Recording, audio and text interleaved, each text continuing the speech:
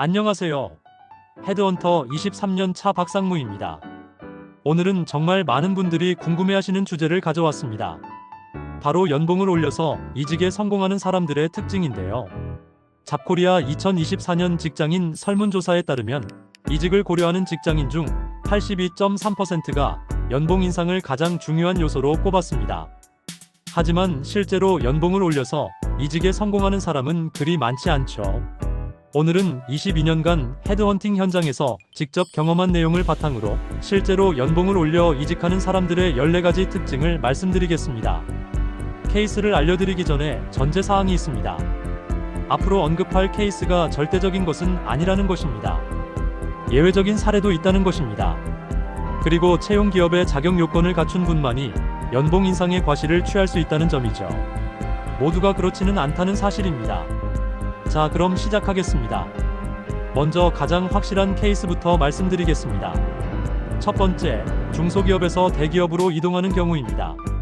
사람인 2024년 기업 규모별 평균 연봉 조사를 보면 대기업 평균 연봉은 5,847만원, 중소기업은 3,892만원으로 약 50% 이상의 차이가 납니다.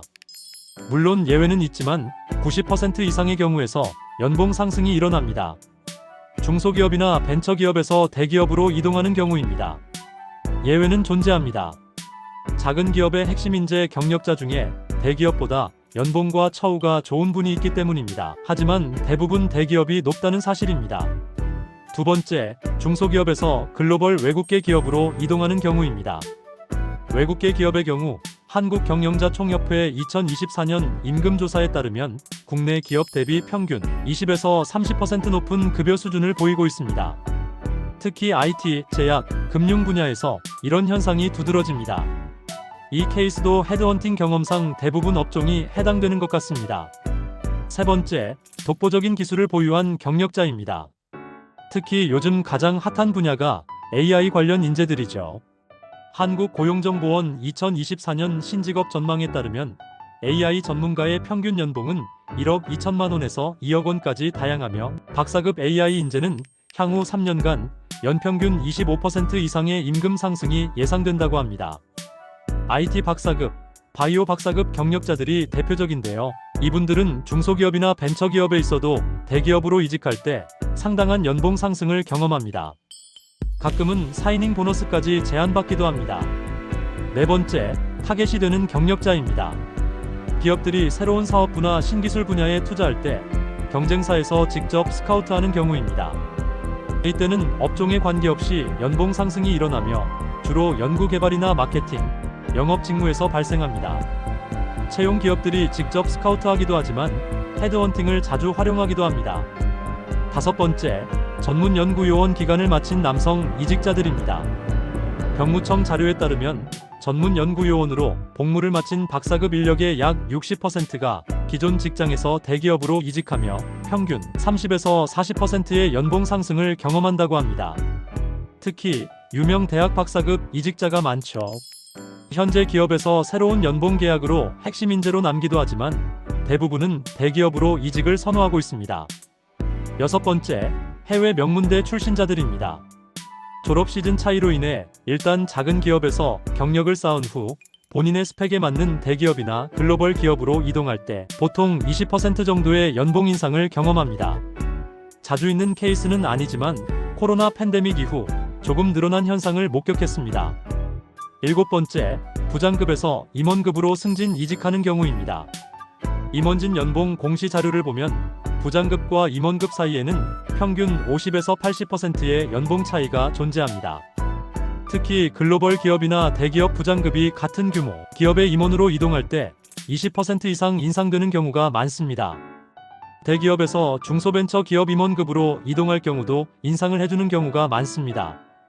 여덟 번째, 직급이 올라가거나 팀장급으로 이동하는 경우입니다. 승진과 함께 이직하는 경우인데요. 리더십 역할이 추가되면서 자연스럽게 연봉도 상승합니다.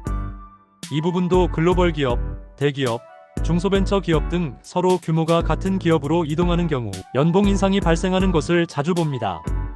아홉 번째, 국내 대기업에서 외국계 기업으로 이동하는 경우입니다. 특히 반도체 업계에서 이런 사례가 많은데요. 글로벌 반도체 기업들의 한국 진출이 활발해지면서 국내 대기업 출신 인재들을 적극 스카우트하고 있습니다. 그 외 한국 시장을 노리는 글로벌 기업에서 발생합니다. 10번째, 전문 자격증 보유자들입니다. 변호사, 회계사, 세무사, 변리사 등 사자가 들어가는 전문직들은 기본적으로 수평 이동보다는 연봉 상승을 목표로 이직합니다.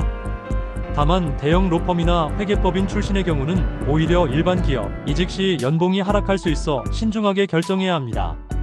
대체적으로 기업들이 전문가 인재는 현재 연봉이 높아도 적격한 지원자로 판단되면 인상된 샐러리 패키지를 제한합니다. 11번째, 임원에서 대표이사로 이동하는 경우입니다.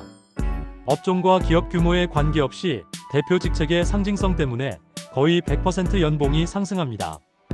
가끔 대기업 임원 출신이 벤처나 스타트업으로 이동할 때 연봉 이슈가 발생하지만 기본적으로 인상을 제한하고 스톡옵션 상당량을 추가로 제한하기도 합니다. 12번째, 일반 기업에서 금융업계로 이동하는 경우입니다. 일반 업종에서 금융업종으로 이동하는 경우 직급 구분 없이 대부분 연봉이 인상됩니다. 금융감독원 2024년 금융업 임금 현황을 보면 금융업의 평균 연봉은 전 산업 평균보다 약 40% 높습니다. 특히 투자 관련 부서에서 일반 기업의 기술적 지식과 경험을 가진 인재를 선호하는 추세입니다. 13번째, 업종 내 리딩 기업으로 이직하는 경우입니다. 각 업종별 1위 기업들은 인재 유출 방지를 위해 연봉과 복지 수준을 높게 유지합니다. 따라서 업종 내 리딩 기업으로 이직하면 자연스럽게 연봉 상승이 일어납니다. 14번째, 업계 사관학교에서 나오는 경우입니다. 업계에서 인지도와 규모가 있는 기업인데 인재 양성소로 불리며 연봉이 상대적으로 낮은 기업들이 있습니다. 이런 기업 출신자들이 같은 업종 내 다른 기업으로 이직할 때는 거의 확실하게 연봉이 오릅니다. 지금까지 연봉을 올려 이직하는 14가지 케이스를 말씀드렸는데요. 중요한 것은 무리해서 연봉만 추구하기보다는 한 단계씩 스텝업하는 경력 관리입니다. 한국직업능력연구원 2024년 조사에 따르면 성공적인 이직자의 67%가 체계적인 경력 관리를 이직 성공의 핵심 요소로 꼽았습니다. 기술 분야라면 트렌드에 맞는 기술을 선점하여 전문성을 쌓고, 비기술 분야라면 해당 직무에서 반드시 필요한 역량을 갖추고 개발하는 것이 중요합니다. 그리고 연봉 인상 이직은 본인의 역량뿐만 아니라 타이밍도 매우 중요합니다. 시장 상황과 업계 동향을 파악하고 전략적으로 접근해야 합니다. 오늘 내용이 여러분의 커리어 발전에 도움이 되었으면 좋겠습니다. 구독과 좋아요는 더 좋은 콘텐츠 제작에 큰 힘이 됩니다. 감사합니다.